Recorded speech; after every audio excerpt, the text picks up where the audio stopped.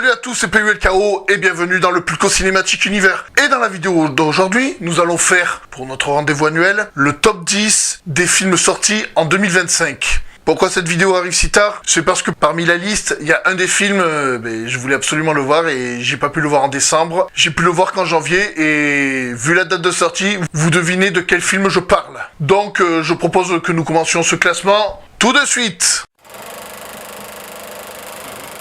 Superman de James Gunn. Alors, premier film du DCU à ne pas confondre avec le DC Extended Universe. Alors, qu'est-ce que je pense de ce film? Je crois que je n'ai pas eu l'occasion d'en parler, alors je vais le faire maintenant. Alors, ce Superman, en tant que personnage, je le trouve moins bon que le Superman de Zack Snyder. Voilà, tout simplement parce que James Gunn, il a trop parié sur le côté humour de l'univers. S'il mise sur ça, sur tout son univers, ça fait peur quelque part. Quand tu vois ce film, t'as l'impression que le DC univers est déjà installé. Et ça, ce n'est pas bon, parce que il y a des bases que, voilà, j'ai beau aimer les films de super-héros, il me manque certaines bases, et j'ai l'impression que le grand public qui a vu ce film n'a pas eu ces bases. J'aime bien l'ADN de ce Superman. Alors, autant je préfère le Superman de Zack Snyder que celui de James Gunn en tant qu'individu, mais en tant que direction artistique, je préfère largement celui-là que celui de Man of Steel. Parce que celui de Man of Steel, faut dire ce qui est, je ressens pas trop la symbolique de Superman dans ce film. Ni dans celui-là d'ailleurs, mais je sais pas, reprendre les musiques des films de Richard Donner, allez, pourquoi pas, même si des variantes auraient été beaucoup plus intéressantes. Donc, Superman de James Gunn, 10e. K-pop Demon Hunter, oui, j'ai mis ce film en 9e position. Alors, pourquoi ce film est dans le classement? Alors déjà, première raison, c'est parce que j'ai pas eu l'occasion d'aller beaucoup au cinéma cette année. Voilà, les finances, faut dire ce qui est, elles sont pas extraordinaires. Et par rapport à beaucoup de films Netflix, tu vois que celui-là, il a été travaillé. Ce n'est pas qu'un film girly. Le concept, il est con en soi. Un groupe de 3 chanteuses qui doivent affronter des démons qui sont chanteuses la nuit et chasseuses de démons le jour. Ou le contraire, j'en sais rien. Et je trouve le concept intéressant. Ils ne prennent pas nos petites têtes blondes pour des abrutis. Par contre, truc à souligner, c'est que les chansons en VF, elles passent moins bien que les chansons en VO. Oui, je parle de VO et de VF alors que je regarde jamais la VO. Mais bon, les musiques en VO, elles passent à la radio. Là, on parle de musique, on ne parle pas de cinéma. Donc, rien à voir avec le cinéma. Mais sinon, l'idée générale du film, elle est correcte. Ce film, il a besoin d'une suite. Clairement, parce qu'on ne sait pas tout sur les personnages. Et vous vous demandez, Pulco, comment ça se fait que t'as regardé ce film? J'ai une belle fille maintenant, et elle adore K-pop Demon Hunter. Et à juste titre, parce que ils se sont pas contentés de faire un film... Ah tiens, on va mettre un film en 3D pour que les gosses, ils ont leur part. Non, c'est ça qui est intéressant avec ce film. Ce film ne prend pas les gosses pour des cons, ou des idiots. Captain America Brave New World, soit la déception de cette année. Oh oui, je ne me gêne pas. Alors, film du MCU. Non, pour un Captain America, je suis très déçu. Autant les 3 premiers, c'est du sans faute, avec Chris Evans et Steve Rogers.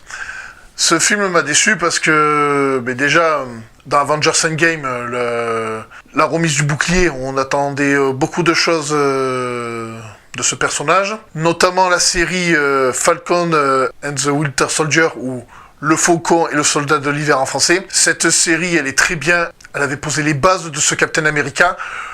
Le voir avec le costume blanc dans le dernier épisode, la scène est extraordinaire. Par contre, ce qui me déçoit, c'est que le problème avec ce film, il faut encore du développement autour de ce personnage, alors que non, c'est bon, le Captain America Renoir, il est en place, et il a des doutes comme dans la série. Et non, il n'est pas censé avoir des doutes. Le héros est déjà en place. Et ça craint parce que le prochain film, c'est Avengers Doomsday. Voilà. Et il est censé diriger les Avengers. Enfin, ça on en reparlera plus tard. Et le combat contre le Hulk rouge, il est bien. Mais bon, ils ont vendu le film que autour de ça. Le Hulk rouge, c'est quelque chose que j'aurais aimé avoir en quelque chose qu'il ne faut pas spoiler par exemple, et ne pas le mettre dans la bande-annonce, mais bon, on peut pas leur en vouloir. Mis à part le Hulk rouge, ce film n'a rien à vendre.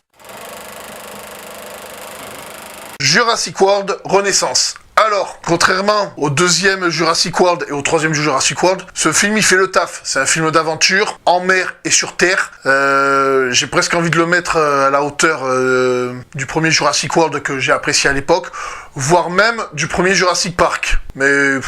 Non, franchement, bonne surprise, Jurassic World Renaissance. Je suis content de ce que j'ai vu, à voir ce que ça va donner dans la suite de la franchise. Conjuring, Last Rite, ou en français, Conjuring, l'heure du jugement. Alors, j'ai découvert la saga Conjuring cette année, voilà, avec ma femme. Je vais faire une critique globale. C'est Conjuring 1 et 2, excellent film. La Nonne 1, excellent film. Le 2, j'ai moins aimé. Les Annabelle, ça passe. J'ai vu La Dame Blanche, pas terrible. Et je crois que j'en ai loupé un. Bon, ça me reviendra. Et les Conjuring, j'ai apprécié le 1, j'ai apprécié le 2. Le 3, ça commence à partir en couille. Et le 4, déception. Je m'attendais à mieux. Je m'attendais à quelque chose de beaucoup plus effrayant. Je pensais que le film aurait un meilleur final. Bon, en même temps, ces films sont tirés entre guillemets d'histoire vraie du couple Warren. Voilà, non, c'était sympa. Mais bon, en tant que film d'horreur, ça fait pas le taf. Zootopie 2. Alors...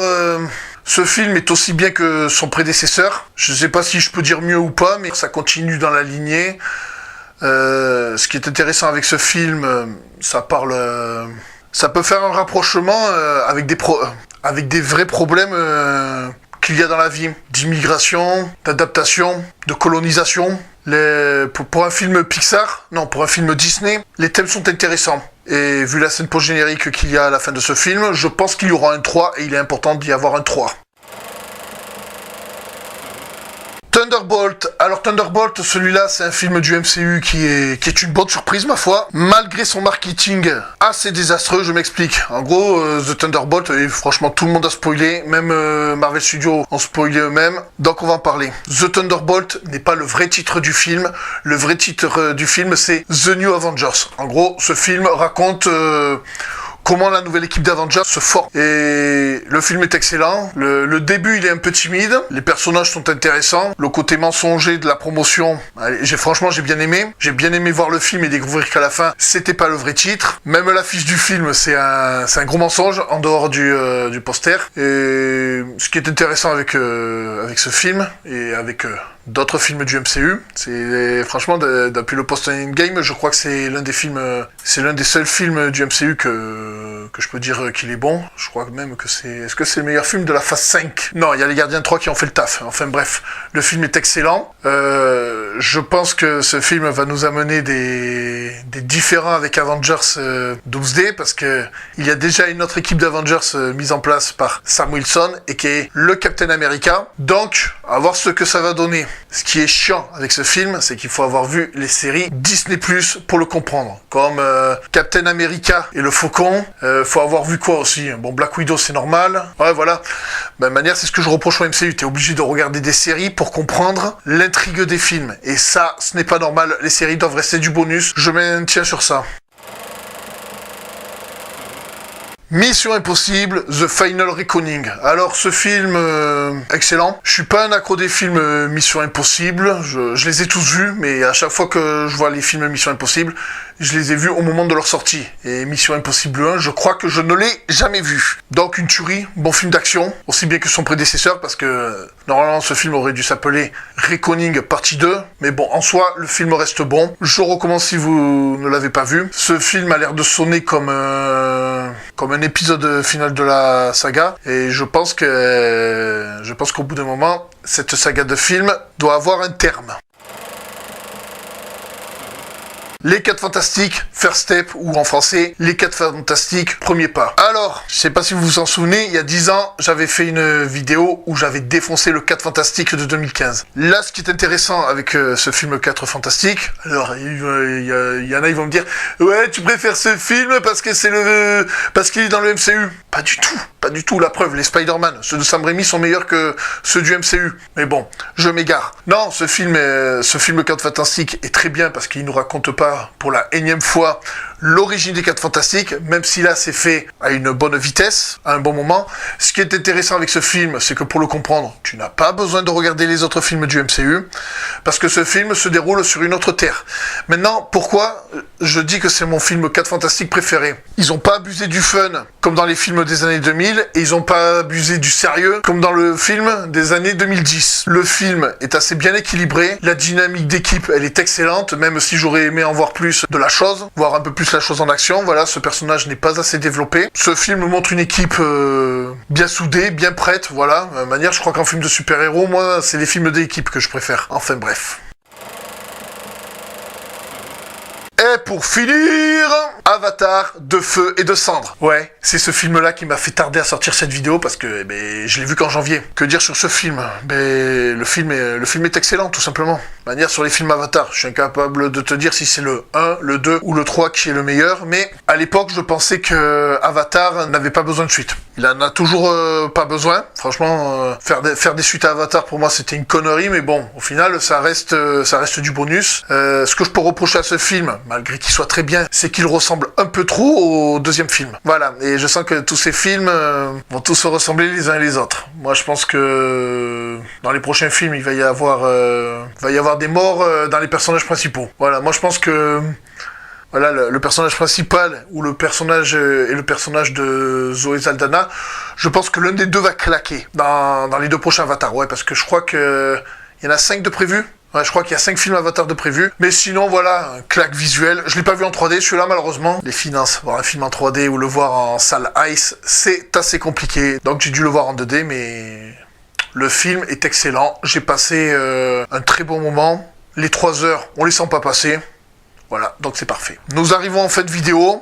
Comme d'hab, je vous invite à vous abonner à la chaîne du Pulco Cinématique Univers, à y mettre des pouces bleus et à partager la vidéo en masse. Toi aussi, dans les coms, n'hésite pas à me mettre ton top 2025, ça m'intéresse. Si ce que je t'ai dit ne te plaît pas, je t'invite à en débattre dans les commentaires, c'est pareil, parce que c'est toujours intéressant de débattre, sauf avec les trous du cul qui ne comprennent pas que c'est mon top 2025, c'est pas le leur. Voilà. Aussi, le 2 février, sur la chaîne principale, il y a la méthode Pulco qui sort. Il y aura un épisode du lundi au vendredi à 18h. Voilà, c'est comme ça que ça se passe. Il y aura 26 épisodes en tout. Si vous voulez me suivre sur mes autres réseaux sociaux, vous procurer des sacs Chromaclos ou tout simplement m'aider financièrement, le lien Linktree est à votre disposition, soit en description de cette vidéo, soit en flashant le QR code qui s'affiche sur votre écran. C'était PULKO, sur ce, ciao.